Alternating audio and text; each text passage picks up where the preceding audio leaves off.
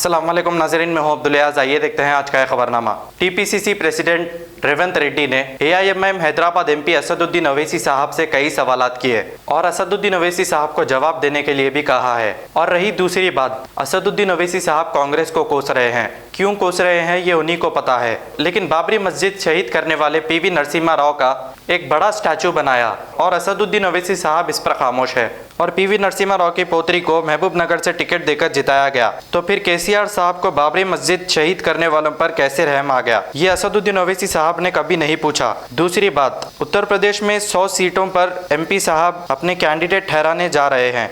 इसका फायदा सिर्फ और सिर्फ बीजेपी को ही होगा। बिहार में भी इसका फायदा बीजेपी को ही हुआ है। आपने 5 कैंडिडेट जीते, लेकिन इसका फायदा सिर्फ बीजेपी को ही हुआ। तो आपसे रेवंत रेड्डी ने कई सवालात किए, इसका जवाब दीजिए। आइए देखते हैं ये रिपोर्ट। हमारे फिरोज भाई भी यहाँ पर शामिल है इस जलसा में।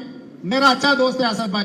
मैं वो साहब को एक ही सवाल उठाना चाह रहा हूँ। हर बार कांग्रेस पार्टी को गाली देता है। अयोध्या में जो बाबरी मस्जिद कांग्रेस पार्टी इसको पूरा तोड़ दिए, इसीलिए हम लोग कांग्रेस पार्टी को मुद्दा बना रहे हुए। पीवी नरसिम्हा राव दिखा के हमेशा MIM party Asaduddin Owaisi Congress party की गाली देता गया। मैं आज के तारीख में पूछ रहा हूँ, आपका दोस्त, अपना खास शान दिल का टुकड़ा केसीआर साहब ने वही पीवी नरसिम्हा राव बेटी को उनके कैंडिडेट बनवा के आज चुनाव में ये इलेक्शन में वोट मांगने को आया। मैं आज असद भाई को पूछ रहा हूँ, अभी आप टीआरएस को साथ देंगे, पीवी नरसिम्हा राव बेटी को वोट देंगे? दिन हमको गाली दिए, पीवी नरसिम्हा राव को दिखा के ये कांग्रेस वाले बाबरी मस्जिद को तोड़े बोल के बोले। फिर वही नरसिम्हा राव की बेटी आज टीआरएस के पार्टी से चुनाव में लग रही। अभी वोट मुसलमानों को किसको देने के लिए आप ऐलान कर रहे हैं? अब बयान देना है इस वक्त। आप चुप नहीं रह सकते, घर में नहीं बैठ सकते। असद भाई बाहर निकलो, बाहर आओ, नहीं तो जैसा चुपके चुपके रातों में मोदी को मिल रहा है ना, फिर मुसलमान वोट बीजेपी को डालने के लिए कोशिश कर रहे हैं क्या? ये तो भी नतीजा दिखाना है आप। हर जगह में बीजेपी जीतना बोले तो असद भाई का मदद चाहिए।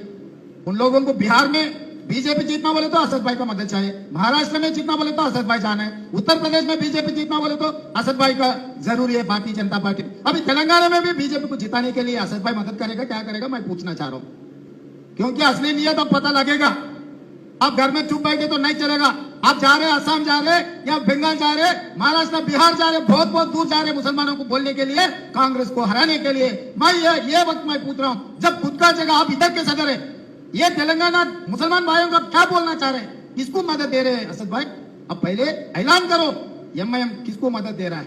हम आपको छोड़ने वाले नहीं है, हर दिन आपको याद। जर्मनटन हॉस्पिटल, ऑर्थोपेडिक से मुताल्लिक हर मरीज यहाँ शिफायाब। बैनुल-अक़वामी शोहरत याफ्ता और इनाम याफ्ता doctor Mir Jawad Zar Khan, senior orthopaedic surgeon, advance operation theatre, ICU, digital x-ray, laboratory, physiotherapy, pharmacy, sharing और प्राइवेट रूम्स, लेडी डॉक्टर्स और डॉक्टर अर्जुमन सुल्ताना गैनाकोलॉजिस्ट की खिदमात हासिल। वाजिबी फीस और मुकम्मल सहूलियात से हजारों मुतमईन। एम्बुलेंस से आरास्ता जर्मनटन orthopaedic hospital, pillar number 150, Attapur, Hyderabad. अगर हमारी न्यूज आपको पसंद आई है तो सबसे पहले शेयर कीजिए, लाइक कीजिए, फिर खास तौर पे हमारी रिक्वेस्ट ये है कि सब्सक्राइब करना ना भूलें। 7H न्यूज़, आपकी आवाज़।